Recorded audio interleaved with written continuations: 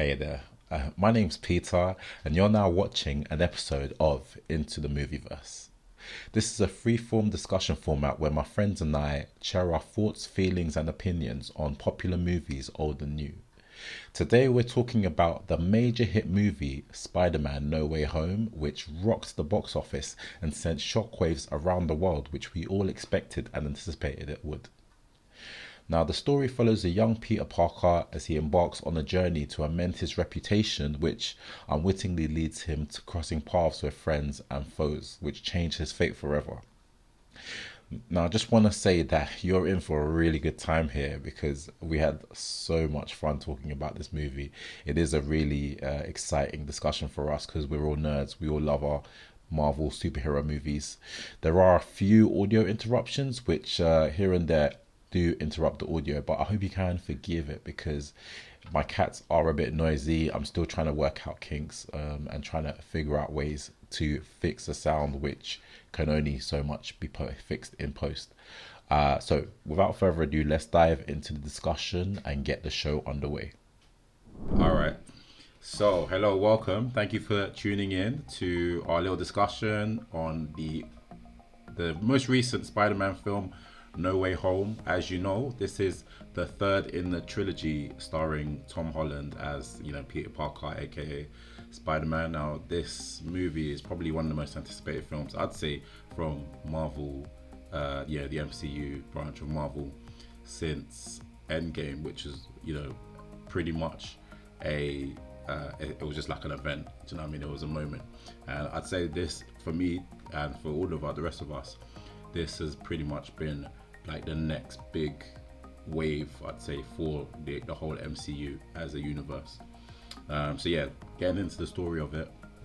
So before I even get into the story, how rude of me. Let me introduce my my constituents. My constituents. let me introduce the team. The squad. So, we've got myself, obviously Peter. We've got Lawrence. We've got Cameron, Subi, and Ruben. So obviously we're all a bit of film geeks, nerds. Like, we like to talk about movies a lot. And we just wanted to go into a bit of detail on how we felt about this particular movie and what we thought were the good things, the bad things, the interesting things, and just so on and such with that as well, really. So getting into the story is pretty straightforward. Obviously, if you've seen the second Spider-Man movie, what's that one called? Far From Home. So Far From Home. Far From Home, yeah. So ended on the cliffhanger. Obviously, Mysterio basically outed Peter Parker as being Spider-Man. And on top of that, he's basically thrown in a bombshell that Spider-Man is responsible for terrorist attack, basically. So Spider-Man's now a terrorist, according to the rest of the world. So this movie kicks off with the fallout from that tail end of that movie, whereby he's basically being hounded by the media. He's like a public enemy number one. So he goes to Doctor Strange. I should really not be saying too much of this because like my miss is in the next room. She ain't seen it yet. But anyway, forget that. But yeah, that's on her, bro. That's on her, really. As I said, she had her time. She took too long. But yeah, he goes to Doctor Strange. Doctor Strange gives him the hookup and serves him with the magic and allows him to basically turn back time. Well, not really turn back time, but erase people's memories. And things go a bit awry. Obviously, the spell doesn't quite go as planned, and as a result, he starts messing with things he shouldn't be. And obviously, we get into some next dimensional malarkey. All sorts of hijinks kick off. So anyway, I think I've taken the spotlight for a bit too long, so I'm gonna chuck it to any one of you, man. We basically just get a mashup of the multiverse. You got villains coming in from different universes. Spoiler warning: you get obviously different versions of Peter Parker coming in. Shout out to Andrew Garfield and shout out to Tobey Maguire. And the whole, I guess, point behind it is about Tom Holland's Peter Parker getting all these villains and getting the other Spider-Men back to their own universes before the multiverse kind of just crashes. And that's more or less the premise of like the main side of the story. Yeah, that's it, really. That's it. But yeah, so what did you guys think of the story as a whole, start to finish? Do you think like you think they've done a good job movie, or do you think like it could have been better? Was it missing anything? For me, I just think it was just like 3,000 out of 10, bruv. I think there's nothing I would add, nothing I would take away. It was just crisp. Well, Law, I know you had a few gripes with how, you know, it was the spell was just convenient, and like Doctor Strange was kind of basically he's about it. What's that? Yeah, he was basically just, you know, very loose and like, oh yeah, you know. It was one of my only gripe with the film, and the only reason I would even bring it up is because it's foundational to the entire story. Is how the plot came about, how the spell actually messed about, and how Blase, the Sorcerer Supreme, or ex-Sorcerer Supreme because of a technicality, he was about casting a spell that would erase the memories or alter the memories of every person on the planet. I feel like he wouldn't be that irresponsible with something like that. Yeah. At least, and if he was going to be that irresponsible, I feel like he would only do it if it was a problem that was far bigger than what it was presented in the film, or if it affected him directly. Like if he had started getting hounded because he was friends with Spider-Man or whatever, or if something big happened other than, you know, to them not getting into MIT, then maybe I could believe he would risk casting such a dangerous spell. But just the conjuring alone, I think that was the only thing that was a bit unbelievable based on the character they presented as Doctor Strange up until that point. I think, don't know, like, go on, Cam. I think rather than say this, I think if going by what Doctor Strange knows of Spider-Man, which is very little because he's met the man, twice at that time. So he knows him as a hero, he knows him as someone who obviously saved the world, saved the universe. So from that point of view, I can say, he's trying to help out one of his fellow heroes. So I would, that point alone, I'd give him that. He's trying to help someone out. His identity, which he's kept secret, has been added to everyone. He wants to hide that. That I can get behind. I kind of think as well, like, this is obviously like the character that they've made for Doctor Strange. He's obviously casted that spell before. Like, this is like his character. He's casted that spell before. Even he jokes about it with Wong. Like, he's used that spell. So you do get the impression that he has used that spell for things that aren't necessarily universe breaking before. On a much smaller scale. On a much smaller scale. Oh, yeah, true. On the well, arguably on a much smaller scale. We don't know, bro. We ain't got no memory of it, innit? Like, I think we gotta take into account. I think we gotta take into account as well. And it was for himself. Yeah, true. And he was the only one who remembered. The other thing is obviously, you know, Doctor Strange. He's a bit of a show off. So maybe it's just like his character flaw that he just basically wanted to look cool in front of Peter Parker. It's like, oh, you know, I got this, man. I'll sort you out. And he thought he had control of it. Overconfident, and he knows skills. That's why he didn't think it was much of a big deal. It's like, oh, just a spell I can do. I'd say it's more of a confidence rather than trying to look cool, because if you remember, he would also forget Spider-Man using that spell. Yeah, true. No, but he was a spellcaster. He was a spellcaster, so he would be immune to it. No, he said that everyone, including himself. Oh, even at the end, he said, okay, fair enough. Everyone will forget about you. Fair enough. Maybe he just didn't like Peter Parker. He's just like, you know what, this is a monkey's paw. So you're done, bro. You're done. Just, as long as you're out of my life, I'm happy, innit? That's what it came down to. So But okay, fine. Aside from like on gripe with the movie, which, you know, I feel like you just had to throw something in there, bro. I think all of your explanations are very stretched. I'm not putting any of them. You're stretching here. You are stretching. Aside I know everyone wants to love this film, and I love it too. But it doesn't mean you can't be objective about something. Aside from that 0.1%, bruv, like let's be real now. The spell literally broke because he spoke while he was casting it. I'm sorry. That, like, if you wanna, you gotta overcome it. Man, the spell broke because he spoke. Yeah, he didn't actually tell him not to speak. Like, that just seems. I don't care how confident you are. If you can fuck up the spell by speaking. I mean, to be fair, it wasn't all just speaking. It was changing the spell. He was changing the spell. Yeah. Change it. Yeah, but if he knows that can fuck it up, and he wouldn't do it 6-7 times. Yeah, but I don't think he expected him to change it that many I times. don't have a go on Spider-Man. Like, why are you talking? Why do you change my spell 6-7 times? You change the spell 6-7 times. You know what? We're talking on this 1 point too much here, but I will say one thing in there. I will say one thing. He could have easily just said, like, Peter, go home, I'll sort it out. When you wake up tomorrow, it'll be fine. And that would have solved everything in it. But let's move on, bruv. This is a comic book movie. We're not here to talk about logic. Let's just enjoy the ride. One of my gripes is I feel like Aunt May royally screwed over Spider-Man in this movie. Why would you say that? Because he was all willing to send them back to their fates, and she was like, "Yeah, no, you have to save them." He doesn't know them. He don't owe them nothing. She knows one side of this one villain, which isn't really his proper face, and she's like, "Yeah, save them all." But I don't think that was just Aunt May, because obviously Spider-Man was the one who decided to intervene, because obviously Doctor Strange was ready to, done. But she planted that seed. No, because what I'm saying to you is, you remember? Do you not remember the bit where Doctor Strange was like, we can't have these people here, because they had them all in containment. Yeah. They basically had everything under control, and he was about to undo the spell. Do you remember that bit? And then Peter Parker was like, psh. And this was before that. Was this before that? Yeah. Oh man, maybe I'm remembering things differently. But the thing is, I thought that was important because that was part of his origin story, where he realizes that he should be helping people and help the less fortunate thing, and kind of becoming Spider-Man. There is helping people, and then there's helping everyone. You don't need to help everyone. You help those you can. Yeah, and he had the opportunity to help them because he could help them, right? He just said so. Yeah, but 3 out of 5 of them tried to kill him.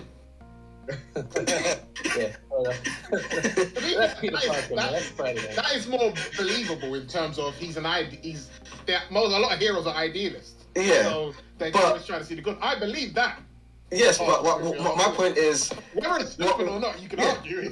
No, my point is, while he had doubts, the reason why he stopped it was from the words that Aunt May said to him. Yeah. Yeah, so I guess you could say he got his kind of ideology from Yeah. I actually quite like how they've done it, because basically what they're doing is they're allowing him to get from Aunt May what the other Peter Parkers got from Uncle Ben. Yeah. Uncle Ben. So I quite like that, and I think I'm not saying I didn't like it. I'm just saying that she screwed me big time. And on Ruben's point, obviously because she's been in the series, we the audience, us, we've kind of built that attachment to her. So for me, when that moment happened, like that really cut me deep. I'm not gonna lie, that really did cut me deep. No, that was when the tears would have started flowing, bruv. Would have. They would have. If not for that hench guy next to you, just watching you like, I better not see a tear. And he was just, I was not about to start crying in front of him, bruv. So I had to keep it 100. But yeah, so how I think, like, obviously, like the biggest thing about this movie for us is the big reveal, like towards I would say like 3/4 of the way through, when you finally see the other Peter Parkers come through when they kind of get summoned in. How did that feel for everyone? For me, that was just, I was anticipating it the whole movie, and it was just, it didn't detract at all. That obviously I anticipated it. When it happened, the cinema went ballistic, and for me, it was just, I felt like home, bruv. Do you know what I mean? Yeah. Forget No Way Home, bruv. Like, whatever. I found my way home, bruv. Do you know what I mean? That was what it meant to me. I think of all the MCU films, that was my favorite moment. Like, it was. Nothing can describe that moment when they came on. I must say, I didn't expect to see Andrew Garfield first. Oh, okay. Yeah, I actually thought they would have gone OG first. Like Tobey Maguire. Yeah. I gave it some more. Yeah. I think I guess maybe they might have went with him, because obviously Andrew Garfield, he's quite unique as I feel like he's got like the most kind of Spider-Man-y look, so to speak. Like you kind of see like his like silhouette, and you kind of know immediately, like you kind of know that's him, like it's not Tobey. And I think maybe that's why they went with him first. He's a really noticeable kind of Spider-Man. Tobey might have been a bit more ambiguous. They might have another reason I think is because I think if they put Tobey first and then Andrew, I feel like Andrew wouldn't have got as much of a chair, maybe, because everybody's just so hyped Toby's there. Because obviously But we that's know, what they did the other way around, I yeah, think. exactly. We know who the favourites are, really. Obviously, in terms of like, And you know what? Just to add as well, I definitely think Andrew brings that kind of comedic. He like, does. comedy to the show. I felt like if Toby came first, it would have got a lot more dark, a lot more serious. Yeah, So true. they went to go for that kind of light-hearted. Yeah. I think that's also because even when he was Spider-Man, Tobey was his Spider-Man was the older one. He was actually the oldest one out of all of them, wasn't he? Yeah. Actually, yeah. He was just out of college, was he? Yeah. Going through, yeah. but you talking about the actor? Well, You he's talking in about? high school back in actor-wise, he's the oldest, but like he was in high school when he got his Spidey powers, so they're all about the same. All They were three of them Spidey- were high schoolers. But I assume that in the movie, he was an older version. They were older versions of Spider. They weren't this Spider-Man directly from them. They were older versions of those Spider-Man. Because I was rewatching the second Amazing Spider-Man, and he actually works at the Daily Planet in the second one, but they just never touch on it. Like it's literally Daily Bugle. Daily Bugle. That's it. It's literally in like a throwaway line. Oh, it's like he's like, Aunt May, I've got to get back to work at the Daily Bugle. It's like we never see him at work, so you wouldn't think it, but he actually does go from high school to doing his day job. So what were like the biggest highlights like with having all three Spider-Men on screen? So the interactions, man. Yeah, Just, the interactions. the banter. The interactions, but But for the example, the questions about the web shooters. Oh, yeah. Exactly. It's just all of it, man. It was like a pinch me. It was a pinch me moment because even though there was a lot of anticipation for it, even when I was watching it, I was like, is this real? Like, am I dreaming right now? But yeah, no, it was just amazing. It was amazing to see. I definitely think for me it wasn't. I mean, I would have thought for me it would have the action sequences, but I think for me it was definitely that talk they had on the rooftop when they were just reminiscing about Uncle Ben and Aunt whatnot, and you kind of hear each of their kind of origin tragedy stories. I think that hit me hard. I think for me that was the peak. Well, not the peak of the film, but it was the biggest leap, which kind of got me really invested. And in that bit, I think Andrew Garfield just showed his emotional range. Because obviously he had the most loss, didn't he? Yeah. He's He did actually. He definitely did. But yeah, his face expressions, like you see them and you feel them. I think that's the thing. Like you feel them when he drops that sad face, bro. Because and for Andrew Garfield, he lost his parents, and then he lost Gwen. So yeah. Well, Uncle Ben, and then Uncle Ben. Yeah, he lost a bag of people in his movies. He got hit hard, bro. We don't give him enough credit. He's actually been through the worst. I want to ask Subi a question. Actually, this is not related to the actual any of the Spider-Man, but obviously I know Ned is not like your favorite character, one of your favorite characters. How did you feel about him in this particular movie? I just still think he was just useless, man. I just don't like that guy. I mean, like, how can he conveniently? He's the man in the chair. When Doctor Strange, like, when it's a comic book movie, you don't have to know. You don't have to be logical. I mean, if we're talking about, Didn't you hear his like? Worse than that, though. Didn't you hear his nana? Like his family's like got like magical heritage in it. He's got little magic fingers, But honestly, I think they're trying to set him up for something more in the future if they can do more. Yeah. And he did. Maybe, yeah. He did have a significant role to play in the actual the grand scheme. Yeah, the movies. If he doesn't have those powers. That's it. Yeah, exactly. It's Wouldn't true, be. Put the vice there, bro. They just put it in. It's like they put no. I agree with you, though. I do agree. It's out of the blue. It was an arsenal. But I'm much happier to let that one go because it's a comic book movie. No, I think your one was the one I could let go. This one is a harder one. I don't know. I think he might be a relative of what's the Wong guy? Of Wong, you know he might be. Yeah. But I mean, like, I'm happy for him to still be in the thing and see if he can grow from here. Because now that they're kind of, I mean, actually, we've done spoilers, yeah. Now they're kind of apart from each other now, I think hopefully they can grow separately and maybe come back in the future and become better people or something. So, but at the moment, I just can't stand Ned. They are foreshadowing his turn to the dark side. So you reckon that's coming? Yeah. I feel like I just wouldn't be able to take him seriously as a villain. Like, I hope they don't go down that route, because I just feel like I wouldn't be able to take him as a. I can't take him seriously as a hero or a villain. I don't think you're meant to take him seriously. He's not. He's a bystander. He's a bystander. Yeah. You know what I mean? Like, NPC out here, bruv. I think you know what I think in the comic. I don't. So I don't know if does he have any significance? You know what I think might happen. I think because obviously he's got like, you know, they've hinted that he's got like magic powers, or he's got like, you know, that sort of affinity.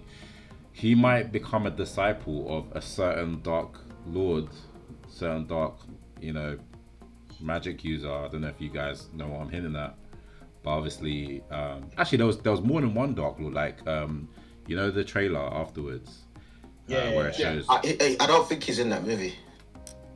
Maybe not, but they could show it in a maybe in a stinger for that movie. They could show him like bumping into Ned. I mean, like, hey, listen. That means you expect him to survive that movie then.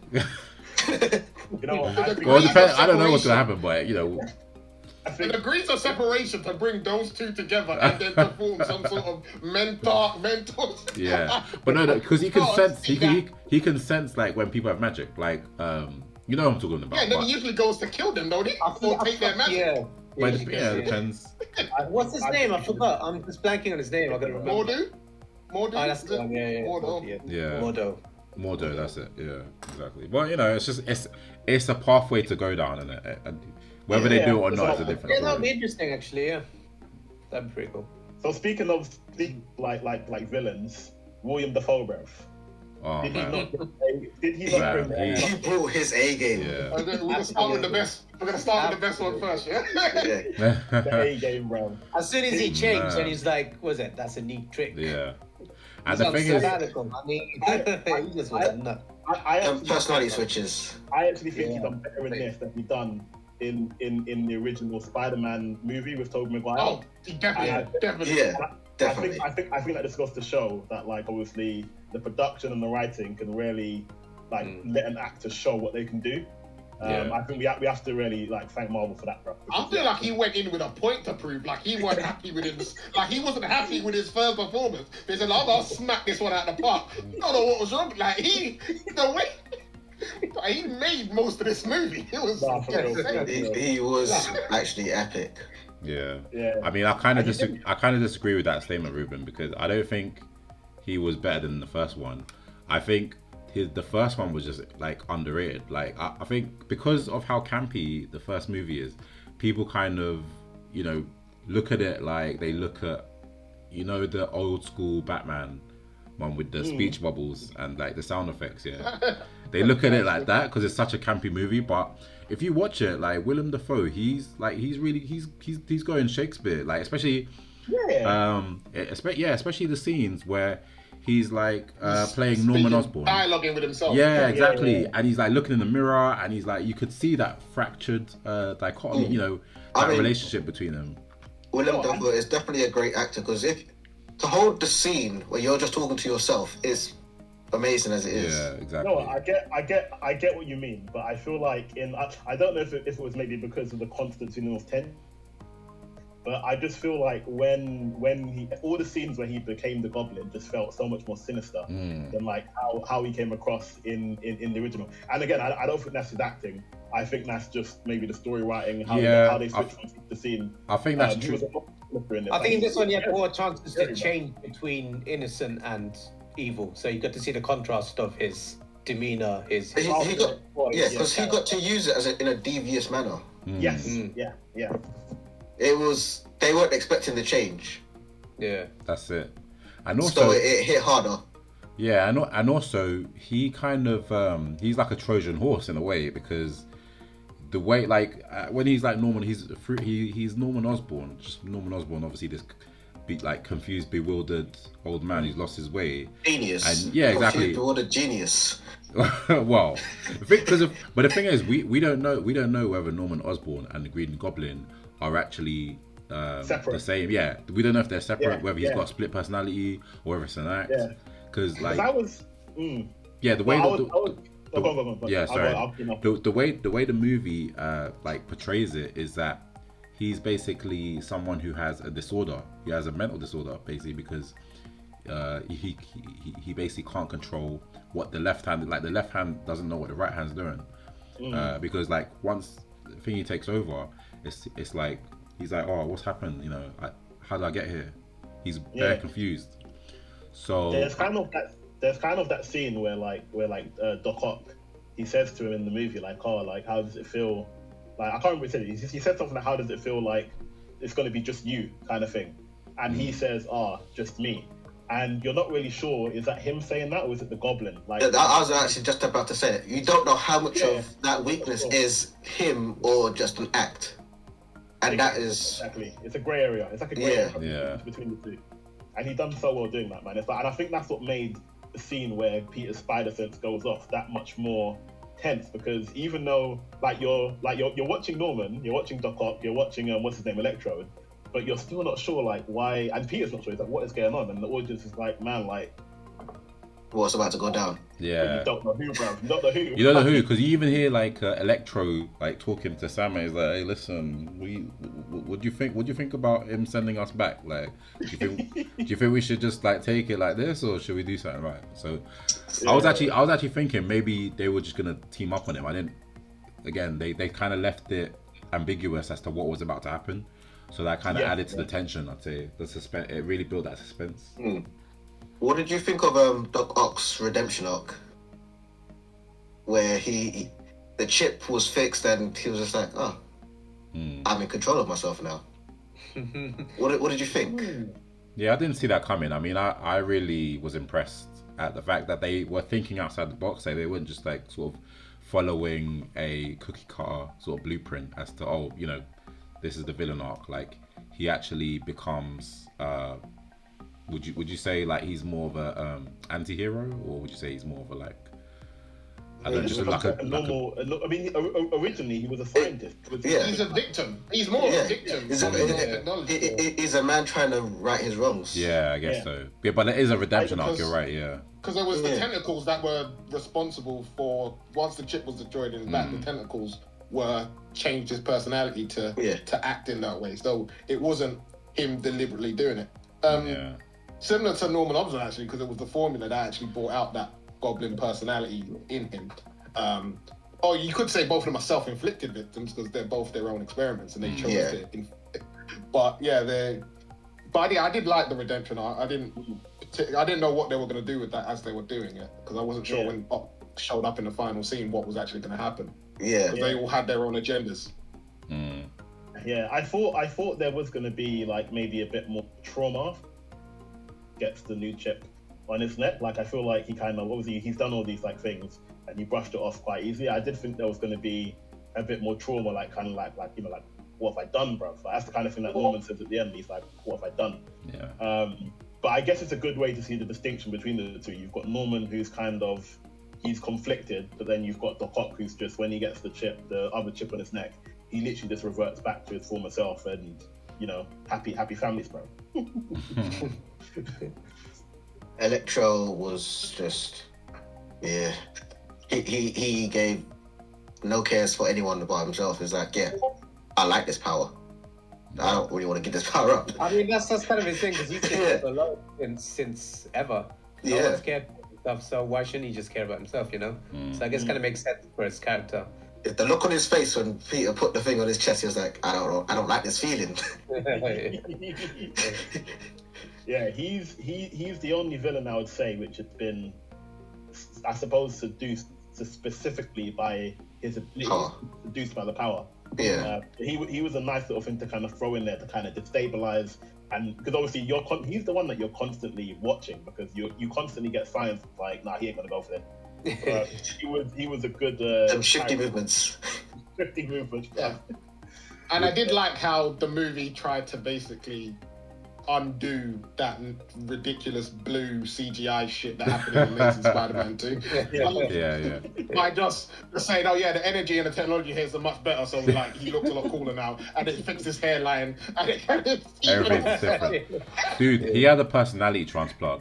I swear they just completely retconned this character, just completely, just like Yeah. Back to the let's go back to the I'm drawing not even boards. mad at it. I'm not even mad at it. Yeah, It's this is literally it. just Jamie Foxx. Yeah, like I Jamie like Foxx what Subi said to me one time. He was like, "Yeah, it's basically just Jamie Foxx playing Electro." Or was it? No, you said it's basically Electro playing Jamie Foxx. Whereby in the first movie he was playing a character.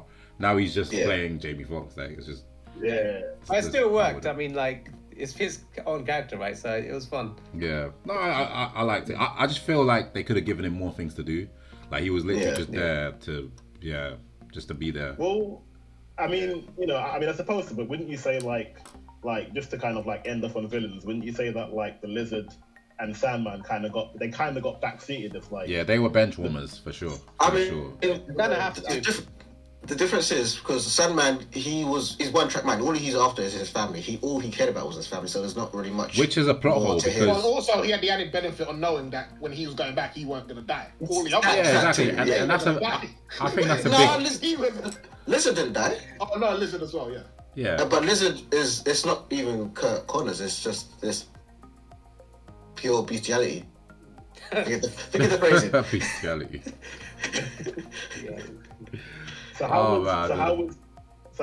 was the actual movie like, as a cinematography, the music, the sounds, the shots? How did that meet your expectation? I like the visual effects. I thought it was really impressive, especially like when they went into like the mirror dimension and obviously that was amazing. The climax at the end with all three of them just swinging. I was really impressed with it. And I feel like they made the Goblin look better as well. Even though they didn't really show him much, like in terms of his original suit.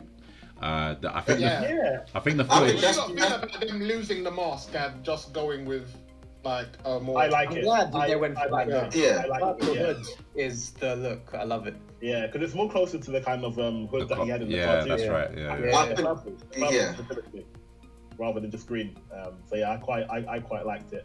And I think the visuals for like that kind of scene where he was kind of fighting Doctor Strange, Spider-Man was just amazing, man. It was like full Inception on screen, bro. That was just so like well done. One of my favorite. They really went hard with the animation in this one. The CGI, sorry. CGI, yeah. But I think one of my favorite. So I was gonna say one of my favorite sequences or shots, should I say, is when I think we can all agree is when they finally come together and they kind of jump off at the same time and the camera's following them from the back. Yeah. Then they swing to the left and they start swinging together. The way that's done is just it's perfection. Yeah. And then they all kind of had like different traditional Spider-Man poses when they landed. Yeah, exactly. That was just crisp, and the suit. Nerdgasm, bro. Like, I was getting gassed, bro. Like, it was amazing. See, I need to book my tickets again now, man. Like, I'm just thinking about it.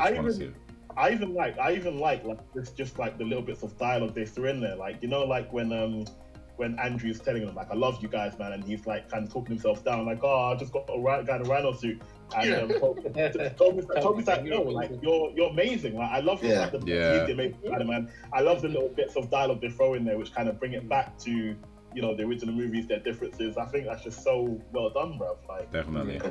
And you got to save the girl this time. That was fun. That was emotional. Trust me.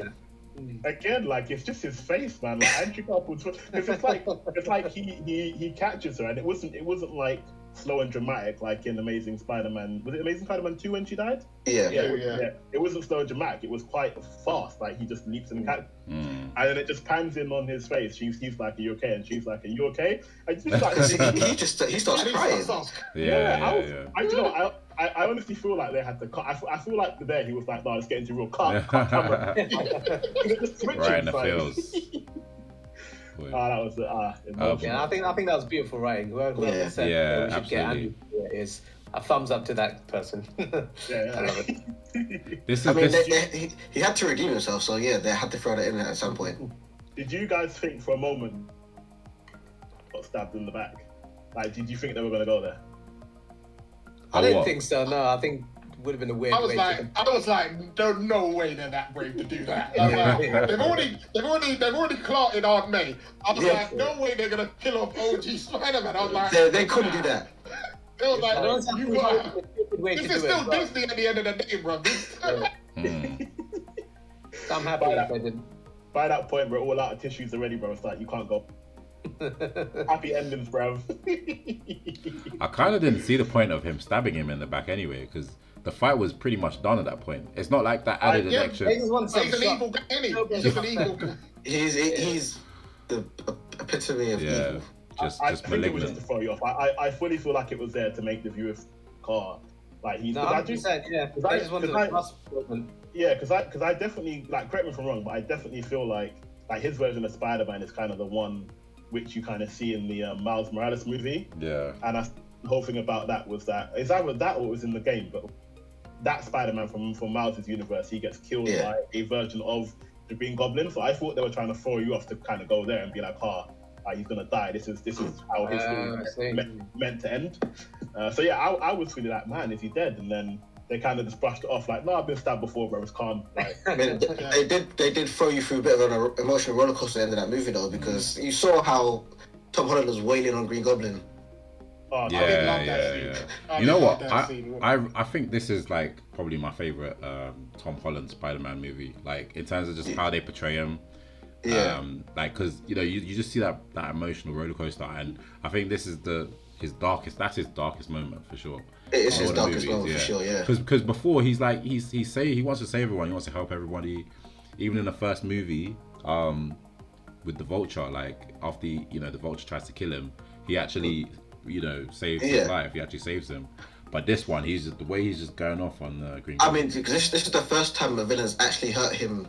Yeah, deeply. actually quite deep. None of the others have actually done anything to facilitate that kind of emotion from him.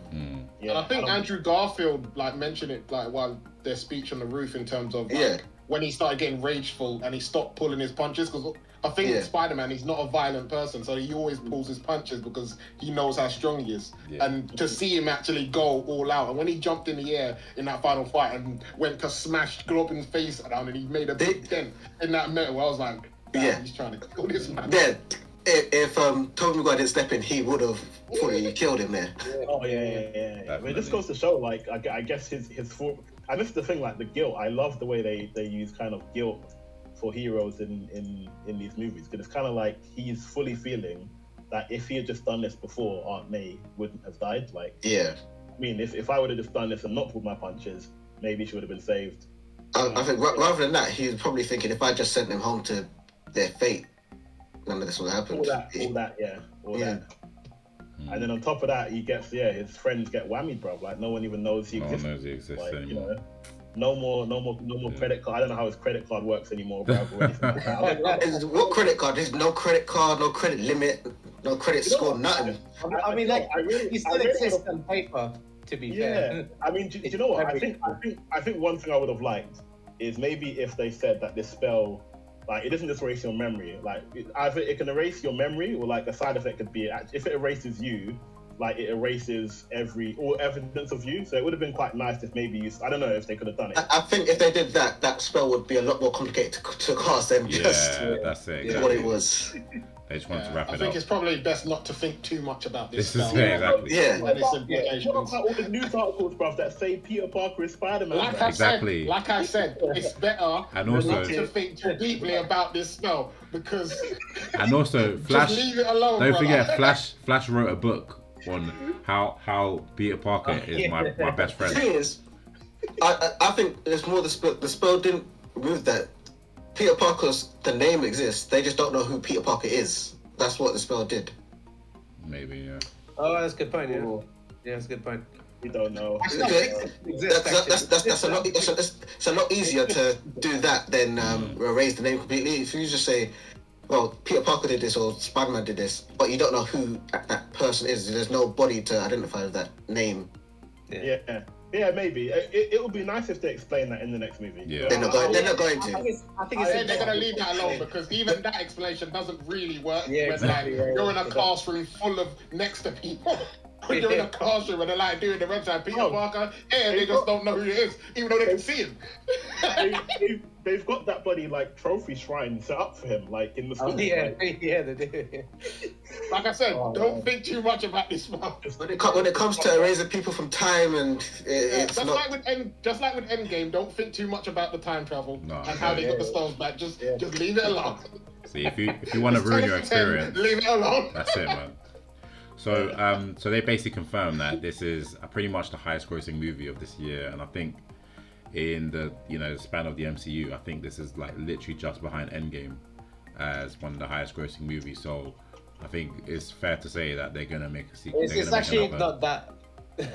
I mean, yeah, it's definitely in the top 40, I think. But surprisingly, there's been so many over 1 billion movies in the last 5 years and stuff. But I think the fact that it managed to hit this record in like post-COVID times is incredible. Exactly. Nothing's come close since then. This is it, exactly. Nothing's come anywhere close.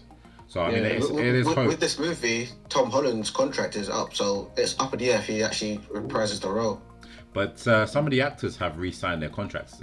Like I know Chris Hemsworth, he re-signed his contract. He renewed his contract. Yeah.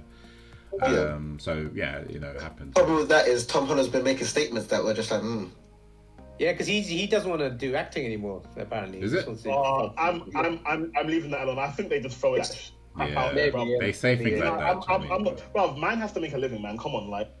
You think he hasn't got money? You think man hasn't paid? That man, he made a living. You know how much money he made from this movie, bro? Yeah, but come on, man. He's not gonna. I can't really say hang up the cape, but he's not really gonna hang up the webs. Hang up the webs. He's not going to. But we'll forget about him, bruv. What we want now, bruv, is we want to see Amazing Spider-Man 3. That's what we want. That's what the fans want. But why? You're not gonna get it. But why? What's this? You're not gonna get it. How is that gonna? How's that gonna change anything? How's that gonna change anything? I'm about to say, I think you lot are forgetting, bro. Like, who's gonna be making that movie? Exactly. Who's gonna be making that? Andrew Garfield. Amazing Spider-Man is Sony. It's not Marvel. I know. Exactly. Andrew Garfield is almost in his 40s, mate. Come on, maybe some of Marvel's magic. No, you know what I mean, like, come on. Not gonna happen, mate. Like, did you watch Venom? Oh no, I don't. You are living the dream. But speaking of Venom, I love your optimism, though. I do love it. Speaking of Venom, what did you think of him leaving a piece of himself behind in that end credit scene? Ruben, over to you, brother. Well, I mean, for me, I think it was the best. I hated the Venom movies, first and the second. Terrible.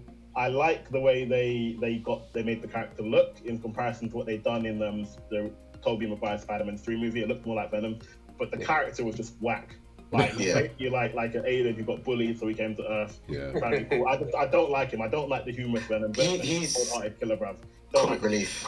So I like that this is a way that they can kind of it's a way that they can redo the Venom character in Tom Holland's universe without having to change anything dramatically from what Sony did. So I quite like it. It just opens. I think it's a cop out. It is a cop out. But I like it. Because there's no reason why a piece of him should have been left behind. We can talk for hours about this, bro. That's why I said leave over to Ruben, because Ruben's got the theories. He's got the fanfic theories ready on deck. I'm not going into this. Yeah, Subi had some good theories as well. I'm not going to go into this.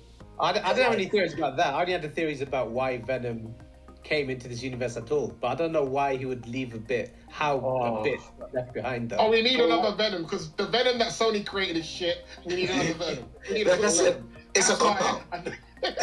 So some people think that obviously the reason the piece of Venom was left behind is because a part of the symbiote took on it might have taken on a existence in on itself, like it intentionally detached. Personally, it doesn't track, but it kind of makes sense in the sense that there's no reason why any part of its essence should have been left behind when you got sent home. There's no reason. There's no reason at all. There's no reason at all. So actually, I just thought of one possible reason, because you know how Carnage became its own thing after it kind of spun off from Venom. maybe if Like, he needed a but host. he needed a host to interact Yeah. with. And what you're forgetting, that spell said anyone who knew Peter Parker or Spider-Man back to their own timeline, even when the symbiote split, they still retain that knowledge. Yeah. Yeah. Oh, So I now, see, okay. Yeah. so now we go into all these theories about, Yeah. you know, are all of the Venoms linked across the multi-dimension? Do they all know what each other knows? You know, Because the reason that the Venom's there is the reason why a Venom can't stay in there. Yeah, exactly. It kind of ruins it. I think, I don't know. Maybe it's just fun.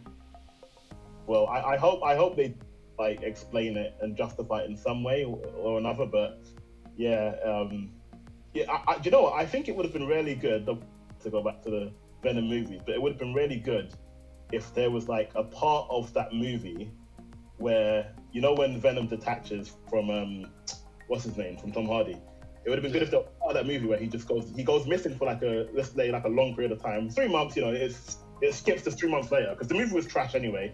Use it as a plot. It skips to 3 months later, and then they could have at least explained that, like, you know, maybe in those 3 months, that version of the symbiote he found Andrew Garfield, and then they could rope it into the Amazing Spider-Man 3, something like that. Do you know what I mean? Just to justify it. So are you playing with the fact that we were expecting the Sinister Six and we got Sinister Five? Oh yeah, the sixth one never showed up, did he? Yeah. Nah. Well, the thing is, like we already said, they like 2 of the villains were already sideline characters anyway. So what's the point of adding a sixth one that's gonna even be more sideline? Yeah, just more I think everyone got gassed over the Sinister Six. We all want Six. Like, it's a fan, but I don't care. I mean, I think think it's too many to handle, and they did a good job with it. 6 would have been too many. I don't think they could have fit another one in there. Yeah. You're right. I mean, they could have got Vulture in there, but yeah, it wouldn't have made sense. It wouldn't have made sense anyway. No, he's made his peace. Yeah, like he randomly breaks out of prison and like, gets his wing back or something. Oh my days. So I guess the only thing we haven't touched on is just the Doctor Strange end credit scene. Oh yeah. Did you hear the news article that they because obviously you guys are all seeing the trailer. One of the villain, well, I don't know if it's the main villain or just one of the like side bosses, but Shumagora, the interdimensional alien. Basically, he basically looks like a squid with one eye. Yes. And they changed his name to Gordak, and I was so pissed when I heard that because, like, I thought his original name Shumagora. Like that's just a sick name. It's a sick name.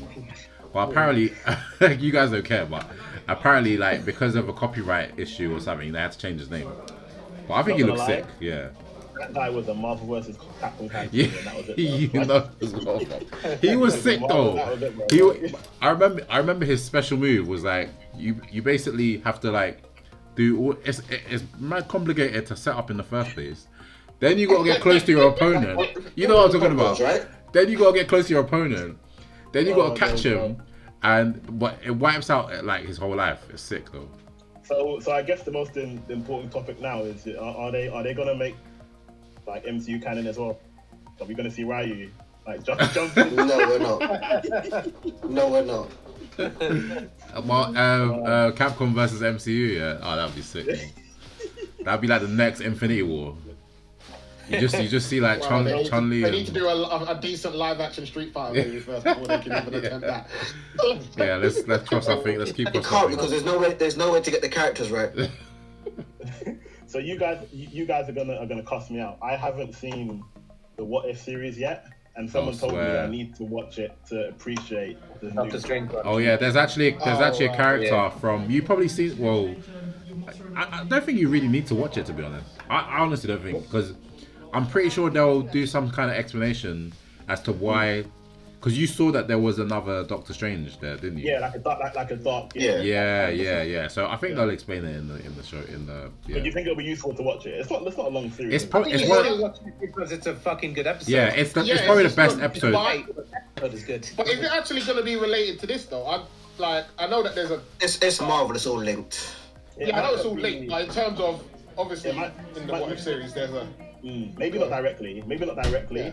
But I suppose, from what I'm hearing, I guess it just introduces, obviously not the exact same version of the character, But it introduces. But it does introduce them, yeah. But whether that character is this character, I don't think. I'm not sure. If it I don't think so, because that's a whole different universe. Because what if is about? You say that, but we're about to do the multiverse. That is the point. Yeah, that's what I mean. So that could be interesting. I'm not sure if that's confirmed, whether we actually know whether the what if Doctor Strange is that. I mean, it doesn't necessarily have to be him. There could be an infinite amount of evil Doctor Stranges.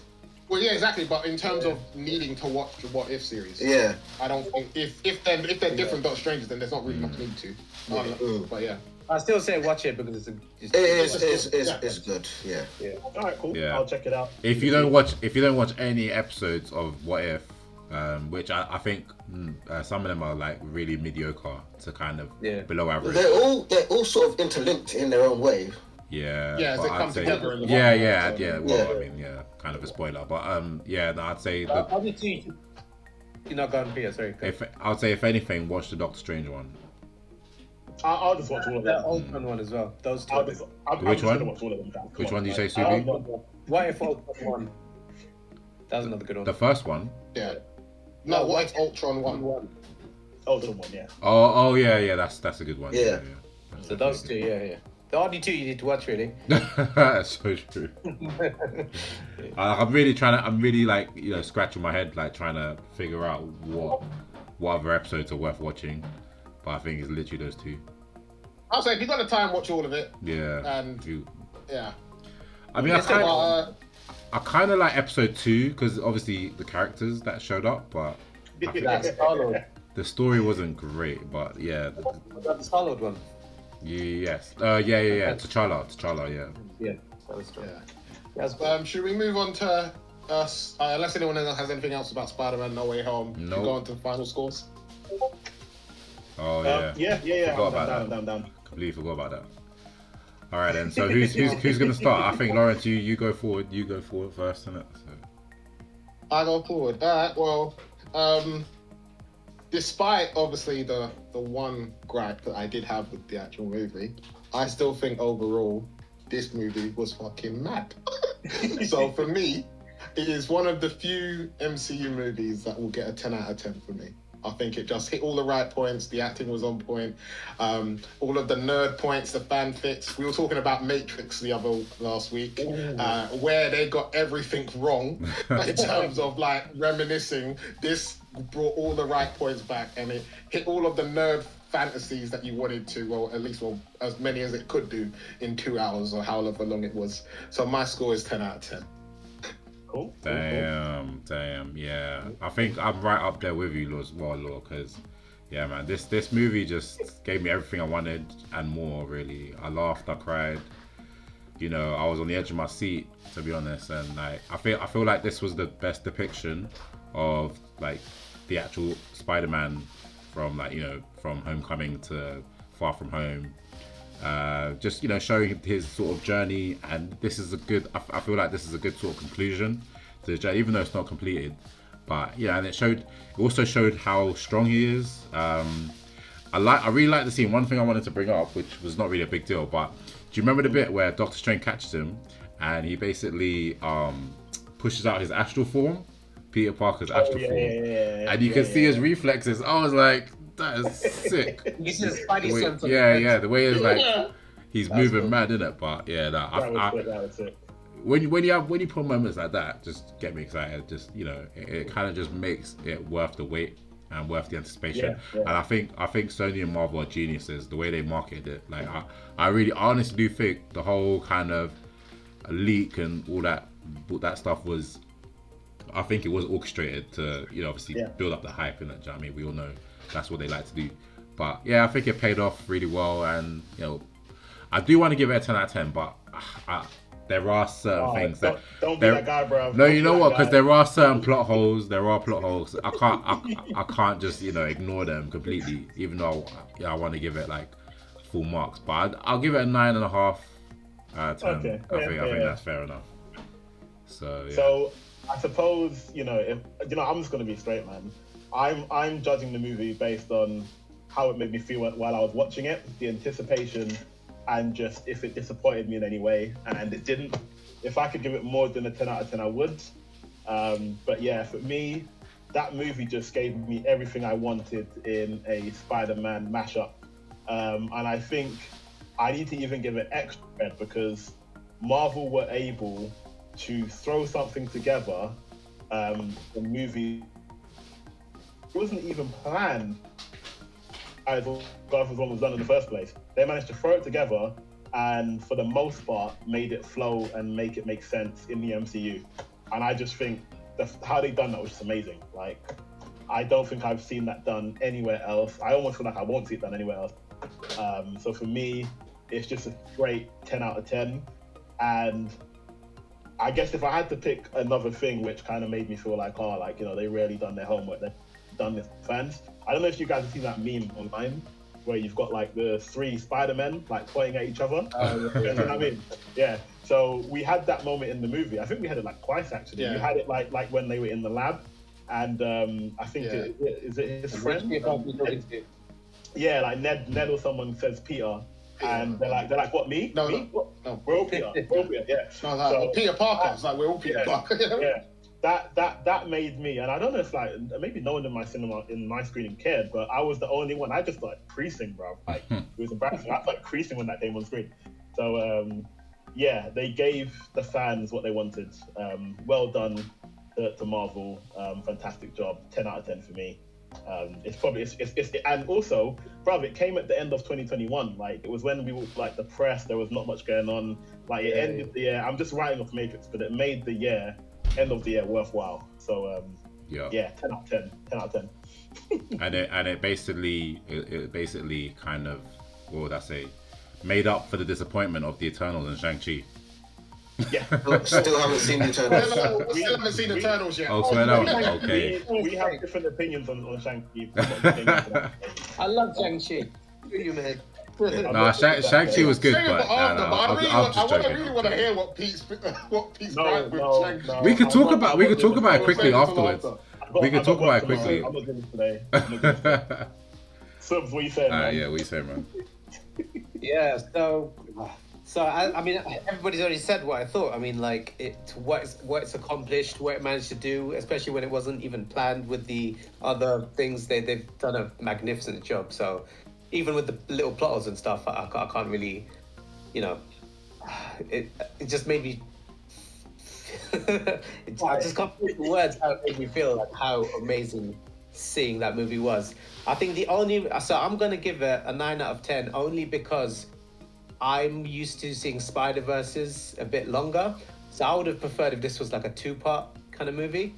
If they dealt more with them kind of working together, finding more about each other, growing together, and kind of focusing more on the different villains that way as well. If it was a 2-part movie, so that's the only thing that I think they could have done better. But the fact that they managed to do everything beautifully in one movie was still a fantastic thing they've accomplished. So yeah, I'd give it a 9 out of 10.